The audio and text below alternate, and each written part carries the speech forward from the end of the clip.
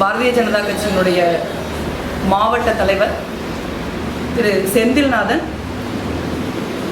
ஒரு பொதுவெளியில் அவர்கள் நடத்திய, குறிப்பாக பெண்கள் பாதுகாப்புக்காக நடத்தின ஒரு கண்டன கூட்டத்தில் என்னை ஒரு பெண்ணை ஒரு சாதாரண ஒரு எளிய விவசாய குடும்பத்திலேருந்து, ஒரு குக்கிராமத்திலிருந்து, ஒரு தனியொரு பெண்ணால் வளர்க்கப்பட்டு ஒரு 30 ஆண்டு காலம் அரசியலில் போராடி ஒரு பஞ்சாயத்து யூனியன் கவுன்சிலராக இருந்து கட்சியில் பல்வேறு மாநிலங்களில் கட்சி பணியாற்றி 7 ஆண்டுகளாக நாடாளுமன்ற உறுப்பினராக மக்களால் 2வது முறையாகவும் தேர்ந்தெடுக்கப்பட்ட ஒரு நாடாளுமன்ற உறுப்பினரை ஒரு மிக ஆபாசமாக அருவருக்கத்தக்க வகையில் ஒரு கண்ணியத்தையும் ஒழுக்கத்தையும் சிதைக்கும் வகையில் ஒரு பொதுவெளியில் ஆபாசமாக பேசுகிறார்.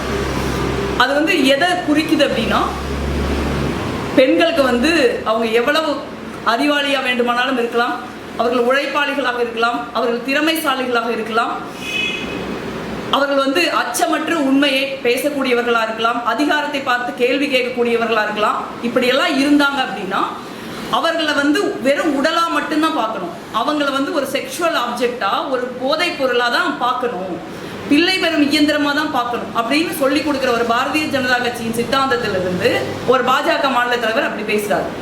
இதை பாரதிய ஜனதா கட்சிக்கு பெருமையாக இருக்கலாம்.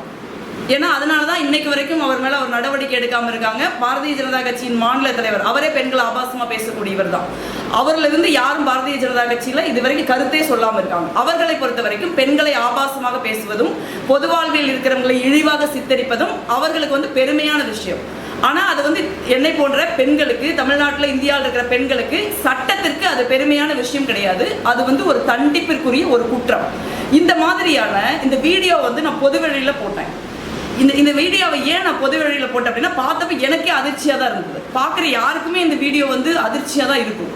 ஏன் அதையும் தாண்டி நான் ஒரு யோசிச்சு ஒரு மன உறுதியோடு நான் பொது வழியில் போடுறேன் அப்படின்னா, பெண்கள் பொதுவெளிக்கு வர்றப்ப அவர்கள் ஒரு நியாயத்தைக்காக போராடுறப்ப ஒரு பிரச்சனையை நாடாளுமன்றத்திலேயோ நாடாளுமன்றத்துக்கு வெளியிலையோ எதுக்கிறப்ப அதுக்கு எதிர்வினையா இந்த மாதிரியான ஒரு அவதூறுகள், ஆபாச பேச்சுக்கள், பாலியல் அச்சுறுத்தல் உள்ளிட்ட விஷயங்கள் தான் பொதுவெளிக்கு வருது.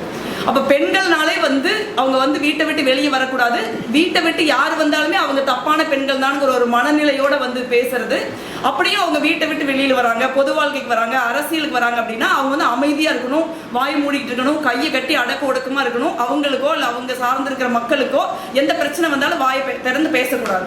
அப்படி நீங்க பேசுனீங்கன்னா இந்த மாதிரி தான் உங்களை பொதுவெளியில் நாங்கள் அசிங்கப்படுத்துவோம் அப்படின்னு ஒரு மாவட்ட தலைவர் பாஜக துணிச்சலா பேசுறாரு. அப்ப பொதுவெளியில் இருக்கிற பெண்களுக்கு இவங்க என்ன சொல்ல வராங்க அப்படின்னா, இனிமே நீங்க பொதுவெளிக்கு வந்தீங்க, பொது வாழ்வுக்கு வந்தீங்க, அரசியலுக்கு வந்தீங்க, வீட்டை விட்டு வெளியில வந்தீங்க அப்படின்னா இதுதான் உங்க கதி, அதனால நீங்களாம் வராதீங்க அப்படின்னு அவங்களுக்கும் அவர்களுடைய குடும்பங்களுக்கும் அது ஒரு மறைமுகமான மிரட்டலாக விடப்படுது. இந்த மாதிரி பொதுவெளியில ஒரு பெண்ணை அசிங்கப்படுத்துறதன் மூலமாகவும் ஆபாசமாக பேசுறதன் மூலமாகவும் நீங்க ஒரு பெண்ணை பொதுவெளியில் இருந்து அகற்றிடலாம் அப்படின்னு நினைச்சா அது மிக நிச்சயமா நடக்காது. என்னை போன்ற பெண்கள் இன்னைக்கு வேறு தலைமுறையை சேர்ந்த பெண்கள் நாங்கெல்லாம் எங்களுடைய நேர்மையையும் எங்களுடைய கண்ணியத்தையும் எங்களுடைய உழைப்பு, எங்களுடைய அறிவு, எங்களுடைய மன உறுதி, எங்களுடைய தைரியத்தை நாங்க நம்புறவங்க. இதற்கெல்லாம் பயந்துட்டு நாங்கள் பொதுவெளியில் இருந்து போக மாட்டோம். அதிகாரத்தை பார்த்து கேள்வி கேட்காம இருக்க மாட்டோம். அதிகாரம் தவறு செய்கிறவர்கள் யாராக இருந்தாலும், அவர் பிரதம மந்திரியா இருந்தாலும் நாங்கள் மிக நிச்சயமா தட்டி கேட்போம். அதற்கு தான் எங்களை நாடாளுமன்றத்திற்கு மக்கள் அனுப்பி வச்சிருக்காங்க. என்னுடைய கடமையை நான் செய்வேன். என்னுடைய கடமையை செய்யறதுக்கு எனக்கு எதிர்வினை இதுதான் அப்படின்னா அதை நான் எதிர்கொள்ள தயாராக இருக்கேன். அதுக்கு எனக்கு எந்த விதமான பயம் கிடையாது.